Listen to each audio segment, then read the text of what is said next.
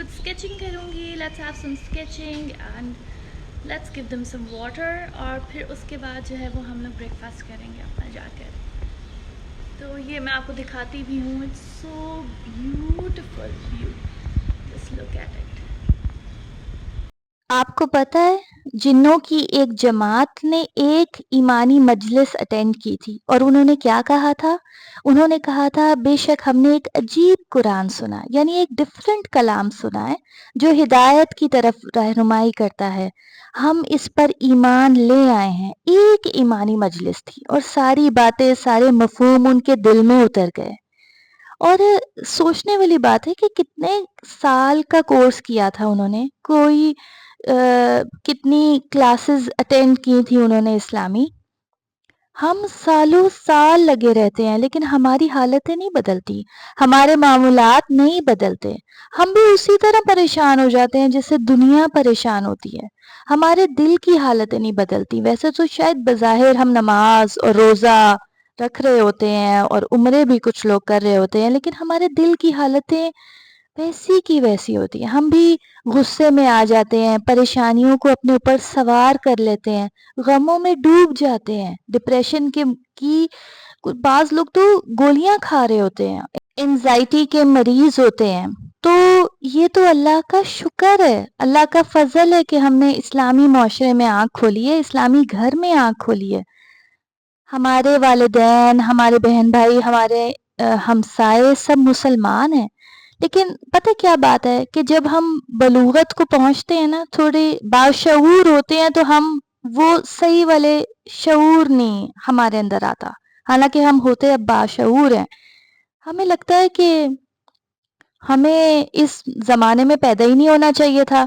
हम तब पैदा हो जाते, कुछ लोग कहते हैं ना, हम तब पैदा हो जाते, हम तब पैदा हो जाते। ये भी अल्लाह के फैसलों के खिलाफ जाने वाली बातें हैं। जब हिकमत थी तब पैदा किया हमें अल्लाह ने, हमें इस पर राज़ी रहना चाहिए। फिर सोचना चाहिए कि मैं अल्लाह के ताल्लुक से मदद हासिल करती हूँ, मैं बाकी हूँ, चल फिर रही हूँ, अल्लाह पर तवक्कुल करती हूँ, मैं अल्लाह की हिफाजत में हूँ, अल्लाह ही मुझे अता करता है। अल्लाह के साथ ऐसा ताल्लुक हो जो कभी कट ना सके, एक मजबूत सहारा जैसे होता है। आपको ज़िंदगी में भटके हुए परेशान नहीं होना चाहिए। आपको अपने पैदा होने का सबब पता होना चाहिए। फ़ख्र होना चाहिए कि इस ज़माने में पैदा हुए और ऐसे-ऐसे अल्लाह ने जो किया, हिकमत पर किया।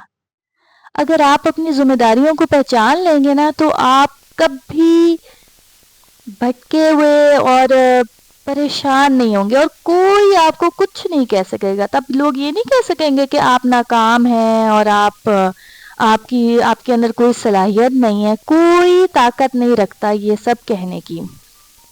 देखें, आपको किसी नफ्सियाती हालत में जाने की ज़रूरत भी नहीं है। क्या आप इबादत करने वाले, नमाज़ पढ़ने वाले नहीं हैं? क्या आप ज़िक्र करने वाले नहीं हैं? क्या आप वो नहीं हैं जो जिनके दाएँ जानिब फ़रिश्ते नेकियां लिख रहे हैं? क्या आप वो नहीं हैं जिनके ऐबों पर पर्दा डाला जाता है? क्या आप ऐसे और ऐसे नहीं हैं? तो फिर नाकामी कहाँ है?